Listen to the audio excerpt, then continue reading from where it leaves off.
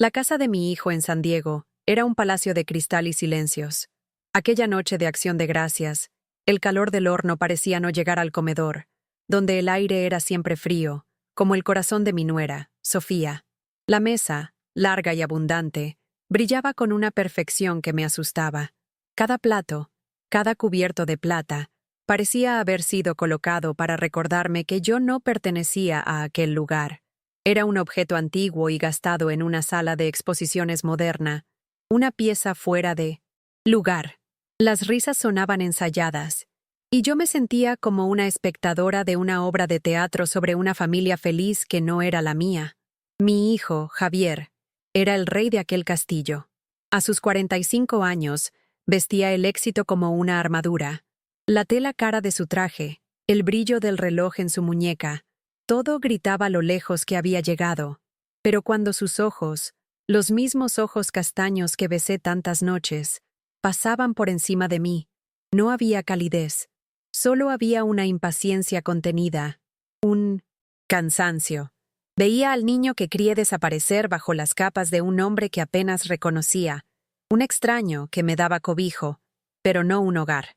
Sonreía a los invitados, pero para mí, su rostro era una máscara de dura obligación. Me sentaba en la silla que me asignaban, intentando ocupar el mínimo espacio posible. Mi vestido, el mejor que tenía, parecía un harapo junto a la seda reluciente de Sofía. A mis 72 años, mis hombros se encorvaban, no solo por la edad, sino por el esfuerzo constante de no ser una molestia. Mis manos, que un día sostuvieron las manitas de Javier con tanta firmeza, ahora temblaban sobre mi regazo. Las escondía bajo la servilleta, avergonzada de sus venas salientes y de la piel manchada. Mi mayor miedo era derramar un vaso, manchar el mantel, darle a Sofía una razón más para mirarme con aquel desprecio gélido. La conversación fluía a mi alrededor, sobre temas que no entendía, acciones, viajes a lugares cuyos nombres apenas podía pronunciar. Comía despacio, la comida sin sabor en mi boca, el nudo de ansiedad en mi estómago apretándose cada minuto. De repente, la voz de Sofía, aguda y deliberada, cortó la monotonía. «¡Qué curioso!», dijo ella, la alarma en su voz sonando completamente falsa para mis oídos. «Mi anillo, el anillo de diamantes que Javier me regaló, ha desaparecido». El silencio que siguió fue inmediato y pesado, como una mortaja cayendo sobre la mesa. Mi corazón comenzó a latir desbocado. Sabía, con la certeza que años de humillación me habían dado, que aquella tormenta se estaba formando para mí. La mirada de Sofía encontró la mía a través de la mesa, y no necesitó decir mi nombre. La acusación estaba allí, en sus ojos crueles y victoriosos. Estaba en mi dedo esta mañana, la única que anda por la casa durante el día, tocando las cosas, dijo, la insinuación venenosa flotando en el aire. Todos los rostros se volvieron hacia mí. Sentí el calor de la vergüenza subir por mis mejillas, un fuego que quemaba por dentro. No, intenté decir, pero mi voz era un hilo, quebrado por la sorpresa y el pavor. Mis manos temblaban ahora de forma incontrolable. Miré a Javier, mi hijo, mi único hijo, buscando en él un puerto seguro, un defensor. Busqué en su rostro cualquier señal de que me defendería, de que conocía mi corazón. Pero lo que encontré fue una máscara de irritación. No veía a su madre. Veía un problema, una escena vergonzosa que debía ser contenida rápidamente para que su fiesta perfecta pudiera continuar. La esperanza murió dentro de mí en aquel instante. Vi a mi hijo levantarse, la silla arrastrándose violentamente. Su voz, cuando gritó, era la de un extraño. «Siempre has sido una carga. Has arruinado mi vida», gritó. Y cada palabra fue un golpe físico. Las acusaciones se hacían eco de las quejas que había oído a Sofía susurrarle durante años. Mi sacrificio. Las noches en las que trabajé en 2 empleos para pagar su universidad. Los dolores de espalda que cargo hasta hoy. Todo fue borrado por su furia. Para él, yo no era más que una fuente de vergüenza. Intenté levantarme, extendiendo la mano hacia él, En un último y desesperado ruego por alcanzar al niño que amaba. «Javier, por favor», susurré. Fue entonces cuando me agarró del brazo. Su mano era tan fuerte, sus dedos clavándose en mi piel frágil, y entonces me empujó. El mundo giró, y lo único que sentí fue el aire saliendo de mis pulmones mientras mi cuerpo golpeaba el suelo. No fue el dolor de la caída lo que me hirió, sino la humillación aplastante de estar allí, caída a los pies de mi propio hijo. Desde el suelo, lo veía todo como si estuviera bajo el agua. Las patas de los muebles, los zapatos caros de los invitados, los rostros conmocionados de mis nietos, que me miraban con una mezcla de pena y miedo. Alcé mis ojos hacia Javier, que me miraba desde arriba, el rostro contraído por una rabia fría, y entonces pronunció mi sentencia, con una calma terrible que era peor que sus gritos. «Está decidido. Mañana te vas». A un asilo. La palabra sonó como el cierre de una puerta de tumba. A la mañana siguiente, hice mi pequeña maleta en silencio. Cada prenda que doblaba parecía pesar 1 tonelada. Javier esperaba en la puerta, sin decir una palabra. Los moratones en mi brazo eran el único recuerdo físico de la noche anterior, pero las heridas en mi alma eran mucho más profundas. Me dejó frente a un edificio gris, con un olor a tristeza y lejía. No me abrazó, no dijo adiós. Simplemente me entregó la maleta. Se subió a su coche de lujo y se marchó sin mirar atrás. Me quedé parada en la acera, viendo su coche desaparecer a lo lejos, llevándose con él la última chispa de esperanza que aún guardaba. El mundo parecía haber perdido el color. Yo era Elena, una mujer de 72 años, una maestra que dedicó su vida a cuidar de los demás, y ahora estaba sola, abandonada por el único hombre por el que habría dado la vida sin dudarlo un segundo. Me había convertido en una carga, y fui descartada. La puerta del asilo se abrió, y una enfermera con una sonrisa cansada me llamó. Respiré hondo, el aire frío de la mañana llenando mis pulmones, y di el primer paso hacia mi nueva vida, o mejor dicho, hacia lo que quedaba de ella. La imagen del rostro de mi hijo, endurecido por la rabia, era lo único que podía ver, grabada en mi mente como un epitafio para el amor que un día existió. Mientras caminaba por el pasillo estéril, una pregunta resonaba en mi mente, una pregunta que sabía que me atormentaría por todos los días que me quedaban. ¿Cómo pudo el amor de una madre generar tanto odio? No tenía la respuesta. Lo único que tenía era una maleta pequeña, un cuerpo dolorido y un corazón que había sido completa e irremediablemente roto por mi propio hijo.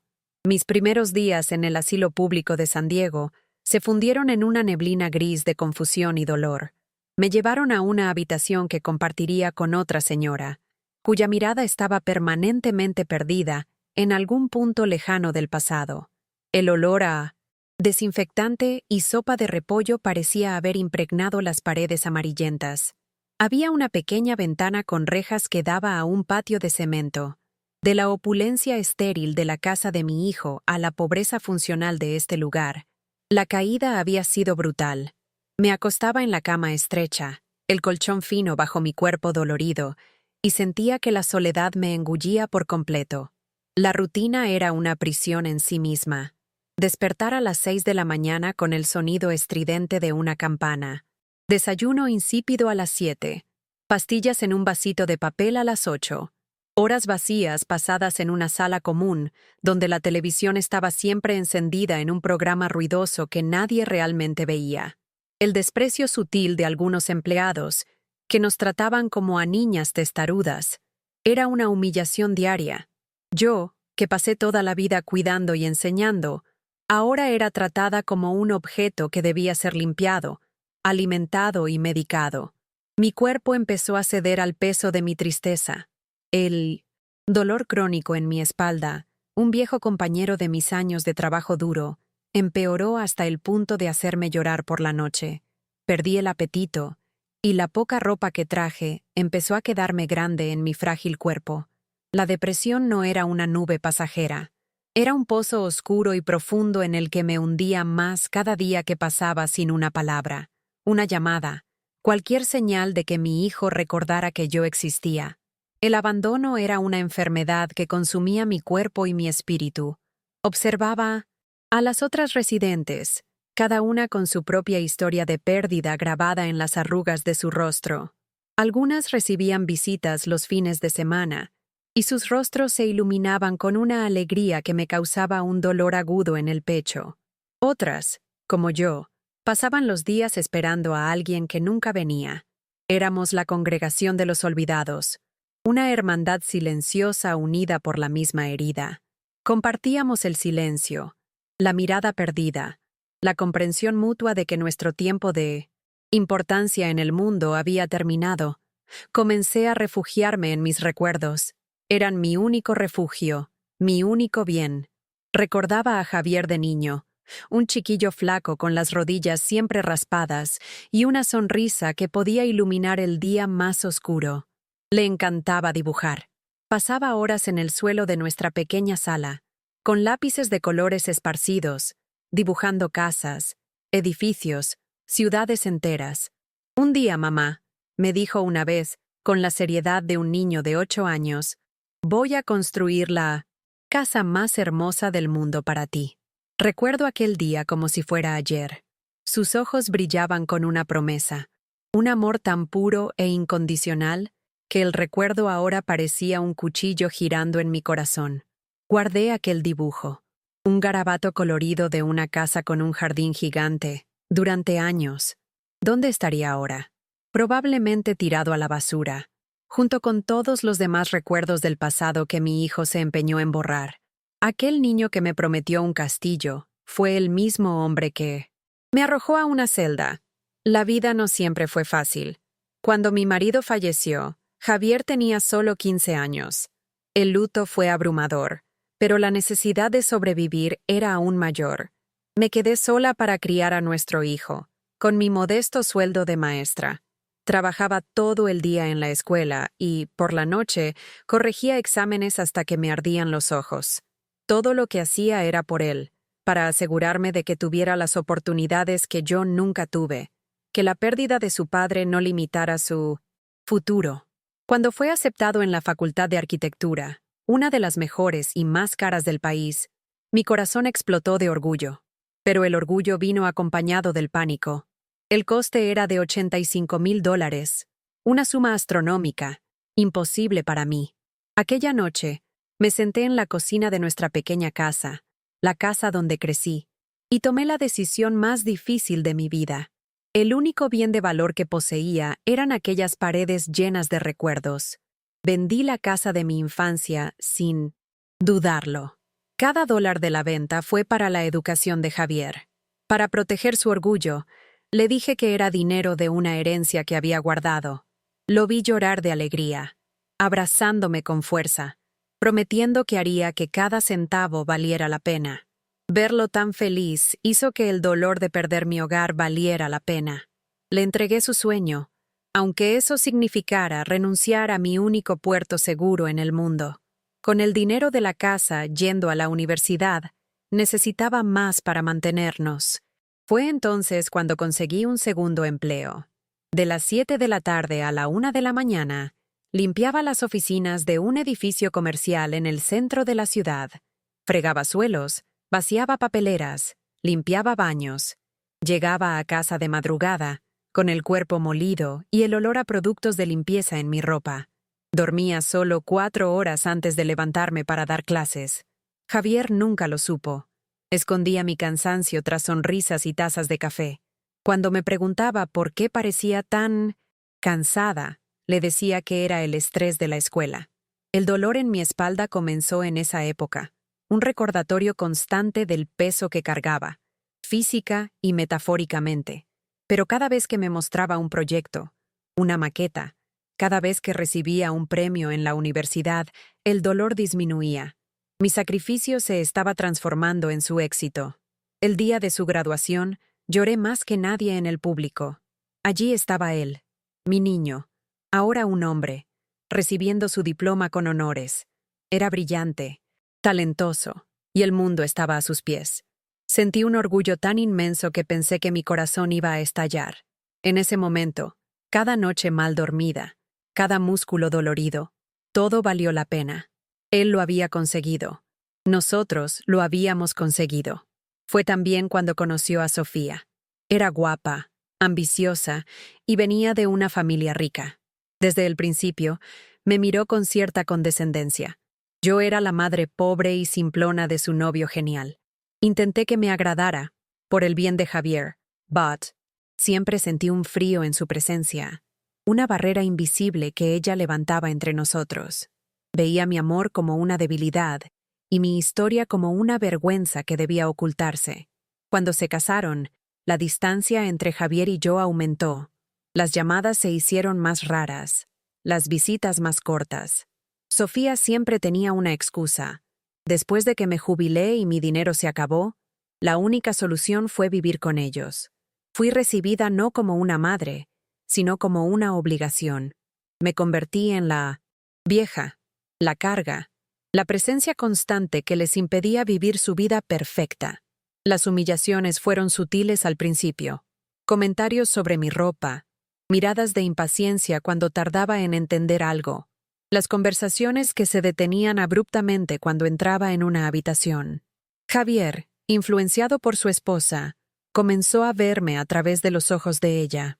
El arquitecto de éxito no quería que le recordaran sus orígenes humildes, y yo era la personificación viva de esos orígenes. Fue en esa época cuando empecé a escribir las cartas. Eran cartas para Javier que nunca tuve el valor de entregar. Escribía sobre mi orgullo, mi nostalgia por el niño que fue, mi dolor al verlo transformarse en un extraño.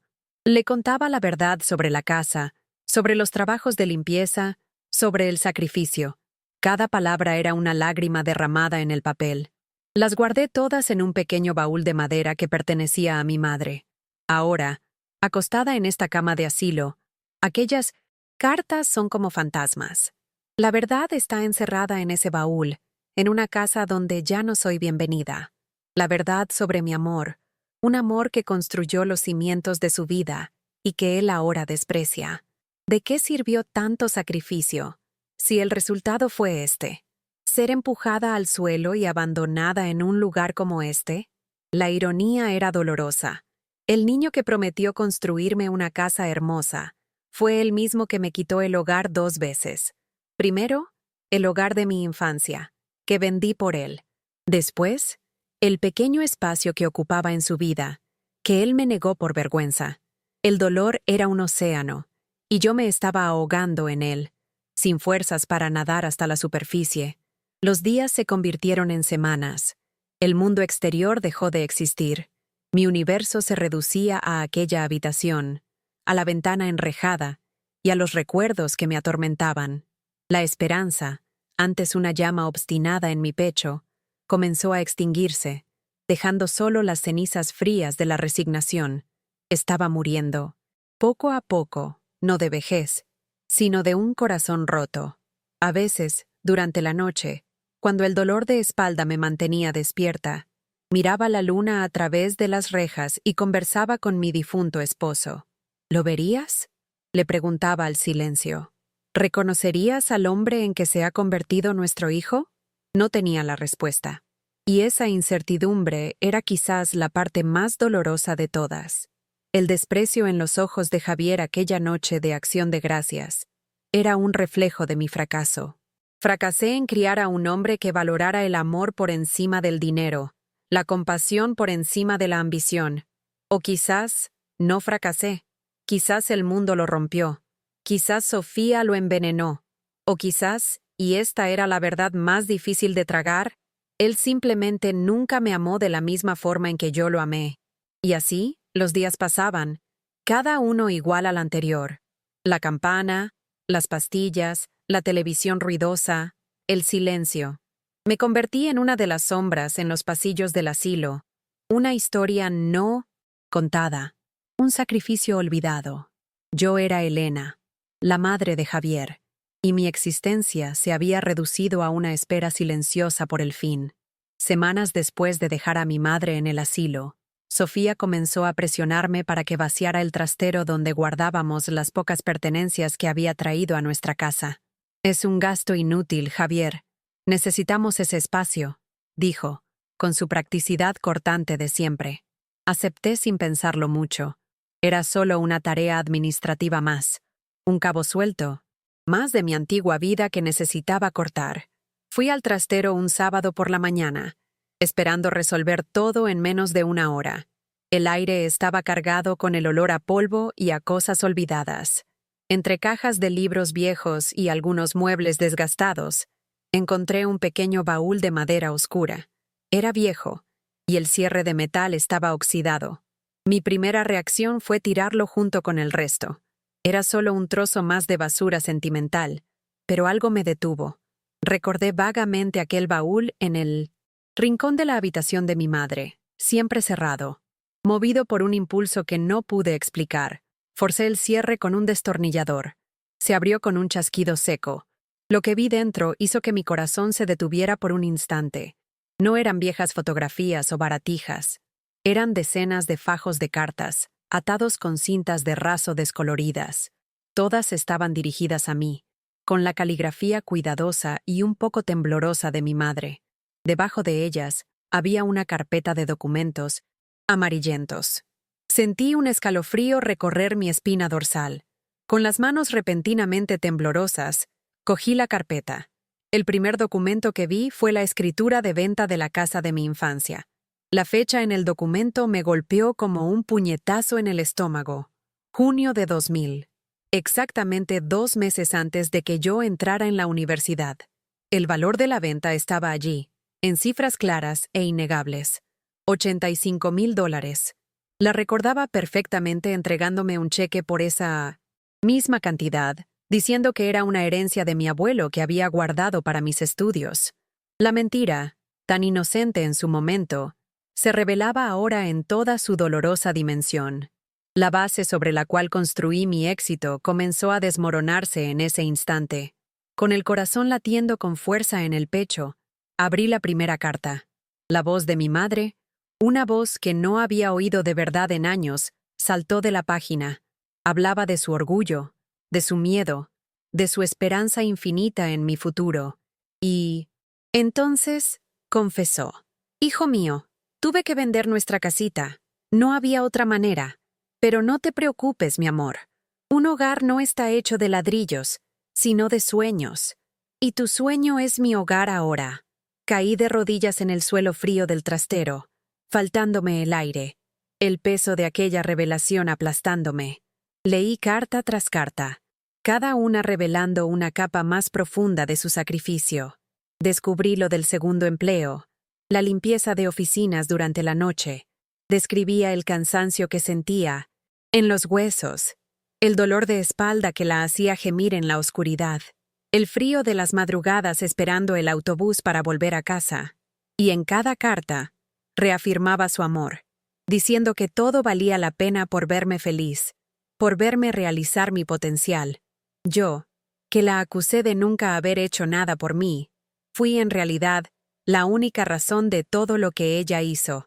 Volví a casa como un autómata, el baúl de cartas en el asiento del pasajero a mi lado, como si fuera un ataúd. Encontré a Sofía en el Isle of Setatin, jardín, planeando un nuevo diseño paisajístico. Sin decir una palabra, arrojé las cartas sobre la mesa frente a ella. ¿Sabías de esto?, pregunté, con la voz ronca, quebrada.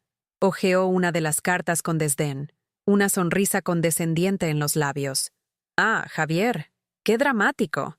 Las madres hacen sacrificios. Era su obligación. Eso no cambia nada». En ese momento, el hechizo se rompió. Miré a mi esposa, a mi casa impecable, a mi vida de éxito, y sentí un asco abrumador. Todo era una farsa, construida sobre el cuerpo cansado y las manos callosas de la mujer que yo había humillado y abandonado. La indiferencia de Sofía no era solo hacia mi madre, era hacia mí, hacia cualquier sentimiento humano genuino. Ella era la arquitecta de mi monstruosidad, y yo fui un aprendiz voluntario. La imagen de la noche de Acción de Gracias me invadió con la fuerza de un maremoto, el sonido de su cuerpo cayendo al suelo, la mirada de pavor y confusión en su rostro, mis palabras crueles resonando en mis oídos, la visión de ella, sola, con una pequeña maleta en la puerta de aquel asilo deprimente. Cada recuerdo era una puñalada en mi conciencia recién despertada. No podía respirar. Salí corriendo de casa, me subí al coche y conduje, ciego por las lágrimas, en la única dirección que importaba. La culpa era una criatura viva dentro de mí, desgarrándome por dentro. Cada kilómetro que recorría hacia el asilo parecía una eternidad. La había llamado carga, cuando en realidad fui yo su carga toda la vida. Me enorgullecía de ser un hombre hecho a sí mismo, pero la verdad era que fui construido. Fui construido por el amor incondicional y el sacrificio silencioso de mi madre, y le pagué con la más profunda crueldad. Al llegar al asilo, el olor a desinfectante y desesperación me golpeó de lleno. Corrí hacia la recepción, con el corazón en la boca. Cuando pedí ver a Elena, la enfermera me miró de arriba a abajo con un desprecio evidente. «La señora Elena no recibe visitas», dijo, con la voz fría, como el hielo. «Se niega a verle a usted». Las palabras me golpearon con la fuerza de una puerta de acero cerrándose en mi cara. Era demasiado tarde. La había destruido. Pero no me fui. No podía. Merecía ese rechazo, y mucho más. Fui hasta el pasillo de su habitación y me senté en el suelo, de espaldas a la pared, frente a su puerta cerrada. Podía oír el sonido ahogado de un televisor dentro. Saqué las cartas de mi abrigo, y con la voz embargada por el llanto, comencé a leerlas en voz alta. «Querido Javier, hoy me has llamado para contarme tu primera nota máxima». Leí, esperando que mi voz atravesara la madera. Pasé 3 días en aquel pasillo. No comía, no dormía. Solo me sentaba allí, leyéndole sus palabras, una por una, bautizando cada frase con mis lágrimas. Las enfermeras pasaban a mi lado, meneando la cabeza con una mezcla de pena y rabia. Yo era el hijo pródigo que había vuelto demasiado tarde, un espectáculo patético de arrepentimiento. Afuera, comenzó una tormenta, la lluvia golpeando contra las ventanas como si el cielo estuviera llorando conmigo. En la noche del tercer día, exhausto y sin más fuerzas, me arrastré hasta su puerta y me arrodillé. Presioné mi frente contra la madera fría, la lluvia sirviendo como banda sonora para mi desesperación. «Mamá», susurré, la palabra arañando mi garganta. «Perdóname, por favor, perdóname. Ahora lo sé todo. Fui ciego, fui un monstruo. Cambiaría todo mi éxito, cada céntimo, solo por tener tu amor de vuelta. Por favor, mamá». El sonido de la lluvia era la única respuesta. El silencio dentro de la habitación era absoluto. Y entonces, cuando toda esperanza me había abandonado, lo oí. Un sonido suave, casi imperceptible, el sonido de un pestillo girando. La puerta se abrió lentamente, revelando a mi madre. Parecía haber envejecido 10 años en pocas semanas. Sus ojos estaban hundidos, pero en ellos no vi el odio que merecía. Solo vi una tristeza infinita.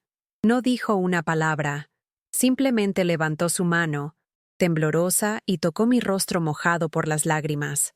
Aquel toque, un gesto que no sentía desde la infancia, fue el perdón que no merecía, el comienzo de mi redención.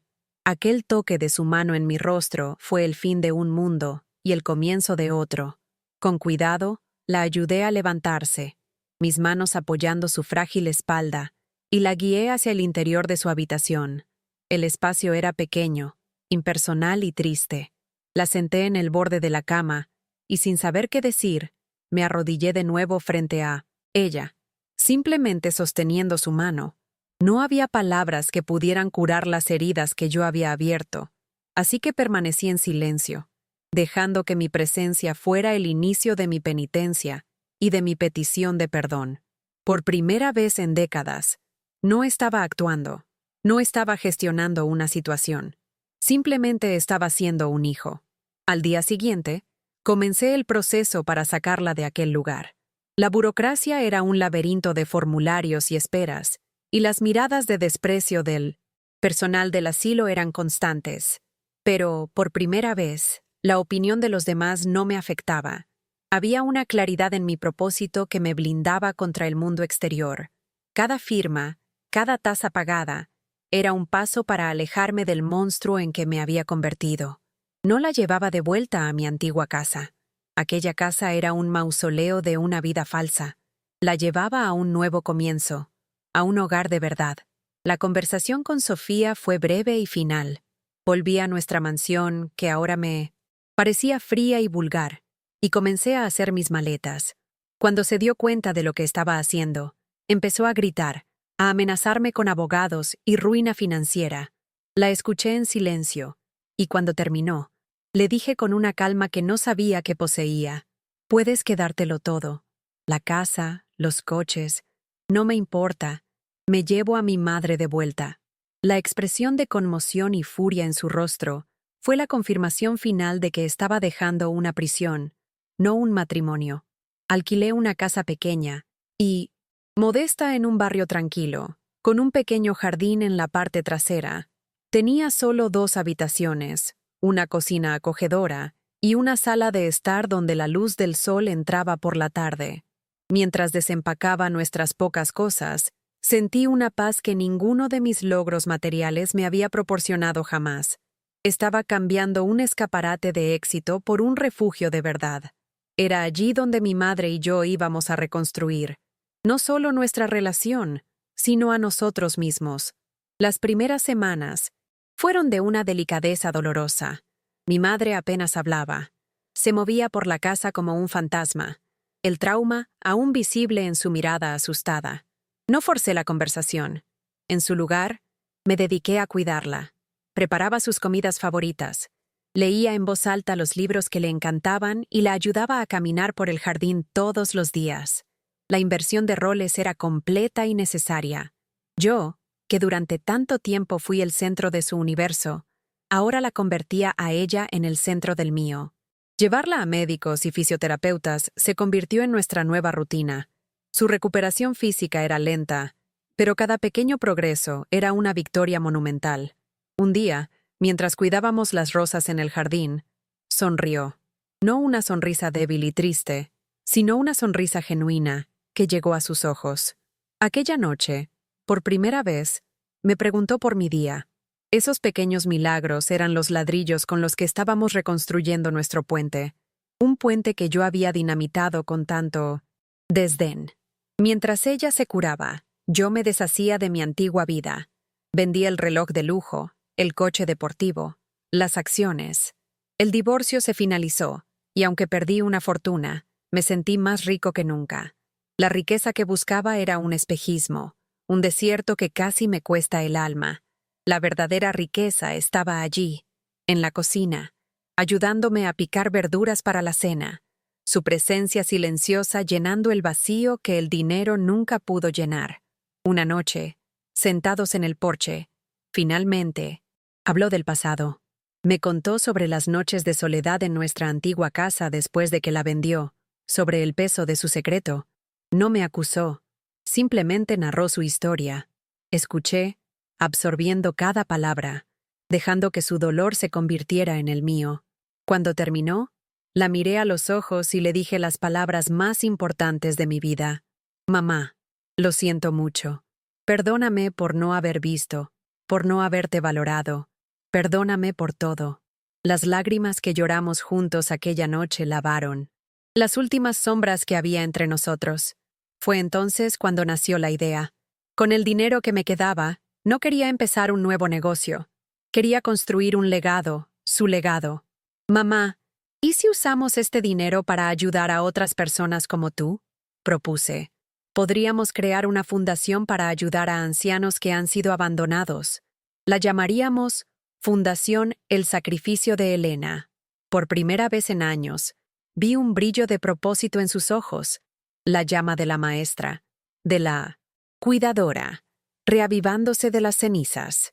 Dediqué mi pasión y mi conocimiento a un nuevo proyecto. Comencé a diseñar no un rascacielos para un cliente multimillonario, sino un centro comunitario para personas mayores. Un lugar acogedor, lleno de luz, con jardines terapéuticos y salas de actividades. Un lugar que sería gratuito. Mi arquitectura, que se había convertido en una herramienta de vanidad, se transformó en un instrumento de servicio. Ya no estaba construyendo monumentos al ego, sino refugios para la dignidad. Mi madre se sumergió en el proyecto conmigo. Su experiencia de vida era más valiosa que cualquier estudio de mercado. Opinaba sobre la altura de los pasamanos, el tipo de suelo para evitar caídas, las actividades que podrían traer alegría. Ella, que había sido silenciada y invisibilizada, ahora tenía una voz poderosa, una voz que moldeaba un futuro mejor para los demás. Ya no era una víctima de su historia, era la heroína. Comenzamos el trabajo de la fundación incluso antes de que el edificio estuviera listo. Visitamos asilos, ofreciendo apoyo legal, compañía y recursos para aquellos que no tenían a nadie. Cada persona a la que ayudábamos era una forma de honrar a mi madre. En cada rostro solitario, veía su rostro, y en cada pequeño acto de bondad, encontraba un pedazo de mi propia redención. Estaba finalmente construyendo algo que realmente importaba. El día de la inauguración del Centro Comunitario Elena fue uno de los más felices de mi vida.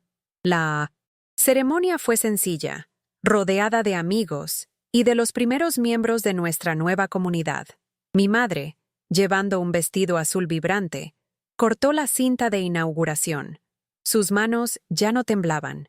Dio un breve discurso, hablando sobre la importancia de las segundas oportunidades y del poder de la compasión. Su rostro irradiaba una fuerza y una serenidad que pensé que se habían perdido para siempre. Ahora, nuestra vida es tranquila. Las noches se llenan no con tensas cenas de negocios, sino con partidas de cartas y conversaciones tranquilas. Sentado en el jardín de nuestra pequeña casa, viendo el atardecer, a menudo sostengo su mano, sintiendo la textura callosa de una vida de trabajo y sacrificio. Perdí una fortuna, una esposa y una carrera de prestigio, pero encontré a mi madre, y al encontrarla, me encontré a mí mismo. La verdadera medida de un hombre no está en lo que construye para sí mismo, sino en cómo reconstruye aquello que rompió.